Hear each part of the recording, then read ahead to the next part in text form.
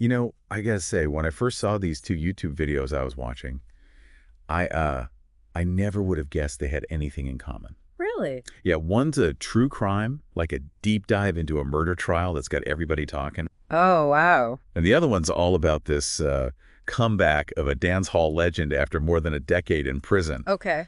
But the deeper we dig into these, the more fascinating the connections actually become, I see. especially when you start thinking about the power of influence. So let's just start with the murder case that has New York City buzzing. Okay. It all began on December 4th, broad daylight, right outside of a Hilton in Midtown. Brian Thompson, he's the CEO of United Healthcare, shot and killed. And the suspect. Right. Yeah. So the suspect is apprehended so quickly, 26 years old. His name is Luigi Mangione at a Pennsylvania McDonald's. Oh, wow. You would think this is an open and shut case. Right. But the items found with him and the circumstances surrounding this crime quickly turned it into this national spectacle. I see. It's not just about the murder itself. The police find Mangini's notebook. Okay. And it's got these detailed plans to target, guess what, an insurance CEO. Oh, wow. And get this, the shell casings at the crime scene, Yeah. they have a message stamped on them. No way. What does it say? Delay, deny, defend. It's like ripped straight from a commentary on the healthcare system. Right. Wow. Mangini is now facing both federal and state charges, including murder and terrorism. Oh, wow. The prosecution seems pretty determined to throw the book at him.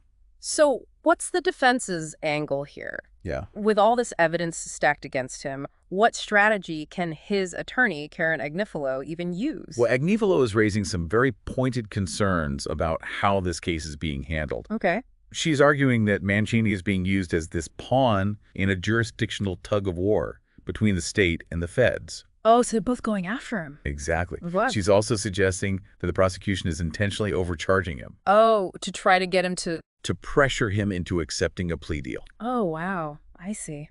But isn't it unusual for a suspect accused of these serious crimes Yeah. to have so much public support? You're right. That is unusual. It's almost like he's become a folk hero overnight. I mean, there are Luigi look-alike contests Really? and pro-Mangini graffiti popping up everywhere. That is pretty wild. It's fascinating, right? Yeah.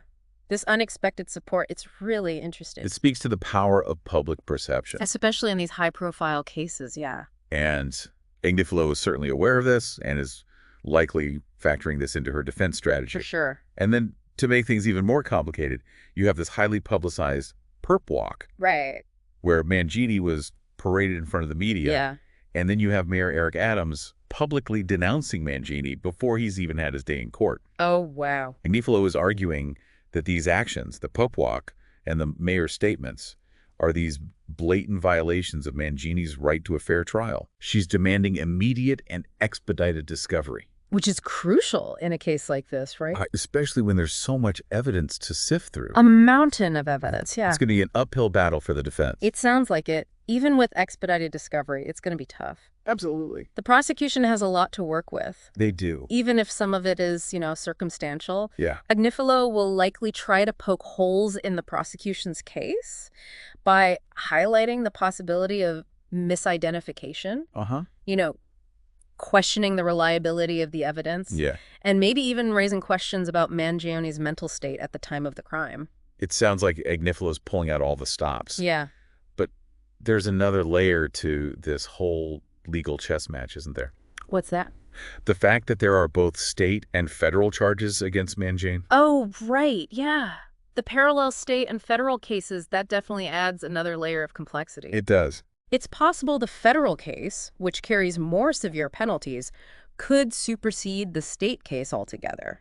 Wow. This is something Agnifilo will have to navigate very carefully. It'll be interesting to see how this plays out. Definitely. This unexpected groundswell of support for Mangione, it actually reminds me of another figure who commands incredible loyalty from people. Who's that? Fizz Cartel. Oh, wow. Okay. You might be surprised to learn how he built this following, even from behind bars. Yeah. Our second video dives into his recent release from prison Uh-huh. after serving 12 years. 12 years. Wow. Fizz Cartel's story is one of immense talent, Yeah. controversy, and a keen understanding of influence. I see. He's a dance hall icon who has shaped the genre in some really profound ways. Right. But His lyrics and persona have also sparked debate and even landed him in legal trouble. Of course, yeah. But what I found remarkable was that Cartel didn't just wait out his sentence. Yeah. He orchestrated his business comeback from prison, planning merchandise lines, Really? and a massive comeback concert. Oh, wow. That's impressive. That speaks volumes about his business acumen. It really does. He understands that maintaining a connection with his fans is essential, even when physically separated from them. Right. This calculated approach to his career is something he compares to global brands like KFC and Nike. He's a businessman for sure. He's constantly pushing his brand, ensuring that his presence is felt even in his absence. Yeah. There's a powerful interview with him where he talks about his time in prison, his relationship with fellow artist, Bounty Killer, Okay. the emotional toll of being away from loved ones. Yeah. It's raw, Wow. honest, and it gives you a glimpse into the man behind the music. It sounds like it. But then he drops this line that really made me think. Oh, what's that? People are sheep. Whoa. What does he mean by that? It's a bold statement that reveals a lot about how he views his relationship with his fans. It's a pretty cynical view of his fans, wouldn't you say? I mean, do you think it's fair to say they're all just blindly following him? I mean, it's certainly a provocative statement. Yeah. I think what he's getting at is this power of influence and the responsibility that comes with it. I see. He sees himself as this leader Okay. guiding his citizens, as he calls his fans. Right. And whether you agree with his methods or not, he clearly understands how to cultivate and leverage a devoted following. This idea of leadership and influence ties back to what we were discussing with Mangione, doesn't it? It really does, yeah. Both men, in vastly different ways, have captured public attention and generated really strong reactions, both positive and negative. Exactly. It raises some intriguing questions about the nature of influence, doesn't it? It does, yeah. Is it something that's earned through talent and hard work? Yeah. Or can it be manipulated and exploited? Right. And what are the ethical implications of wielding such power over others? That's a good question. In Cartel's case, his music, while wildly popular, has also been criticized for promoting violence and misogyny. Right. He doesn't shy away from the criticism. Oh, really? In fact, he seems to embrace it as part of his persona. So that brings us back to this idea of public image versus artistic expression, right? Yeah. To what extent are artists responsible for the impact of their work? Right. Is it fair to hold them accountable for the actions of their fans? Or should they be free to create without censorship or fear of reprisal?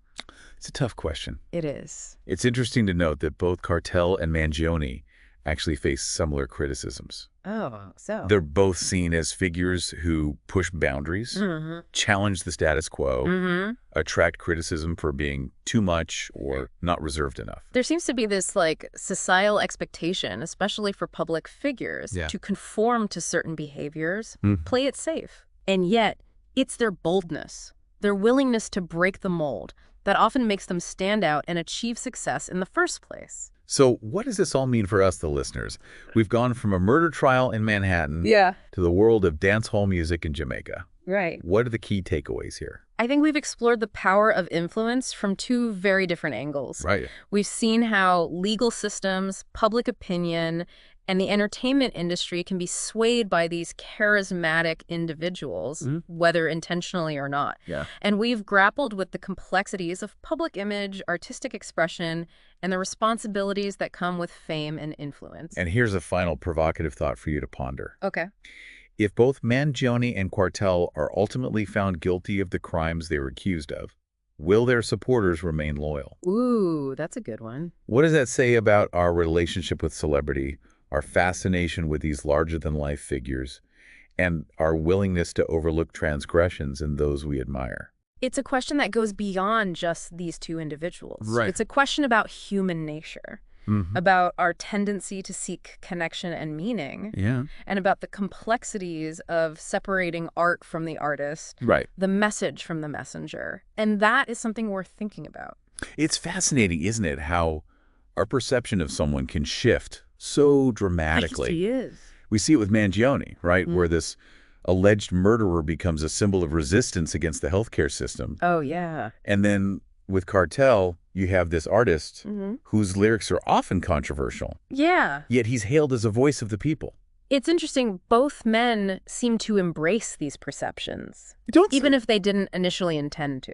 Right. Mangioni's lawyer is certainly using the public's support to her advantage. Oh, for sure. And Cartel's people are sheep comment suggests he's aware of, and perhaps even encourages, the idea that he's leading his fans. Right. Makes you wonder, where's the line between authentic self-expression and the carefully crafted persona? Yeah, and how much of what we see is genuine versus a calculated strategy to gain influence. Right. It's a question we could ask about any public figure, really. Couldn't we? Think about politicians, social media influencers, even CEOs.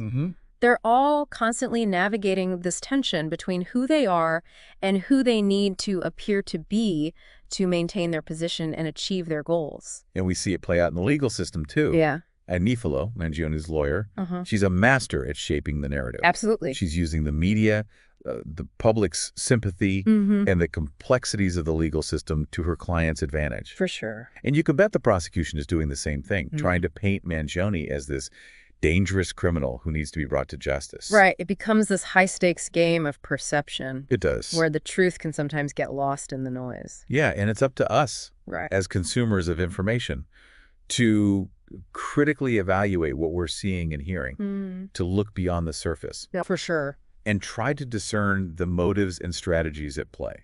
Absolutely. So, going back to your earlier point about Cartel's people are sheep statement. Yeah. How much responsibility do these influential figures have for the actions of their followers? That's the million-dollar question. Isn't it? On the one hand, you could argue that individuals are ultimately responsible for their own choices. Right.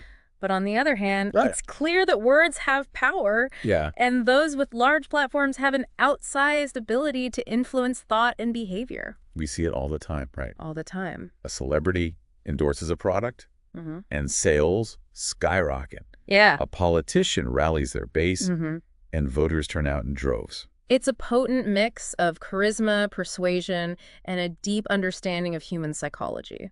It is. And it's something we need to be aware of, especially in today's world, where information and misinformation spread so rapidly. Yeah, we have to be critical thinkers. Absolutely. Question our assumptions. And consider multiple perspectives before jumping to conclusions or blindly following anyone. Couldn't have said it better myself. This has been an incredible deep dive. It has. We've covered so much ground. A lot of ground. From a murder trial that's gripped a nation to the comeback of a dance hall icon. And the connections we've uncovered, especially around this idea of influence, are pretty mind-blowing. It really makes you think, huh? It does. And it's a testament to the power of curiosity and critical thinking. It is. By digging beneath the surface, by looking for patterns and connections, we can gain a deeper understanding of the world around us. Right. And our place within it. Well said. And who knows, maybe next time you're scrolling through YouTube, you'll see two seemingly unrelated videos and start to wonder, what unexpected connections might I find if I take a deep dive? That's a great point to end on. And that's our deep dive for today. Thanks for listening. Thanks, everyone.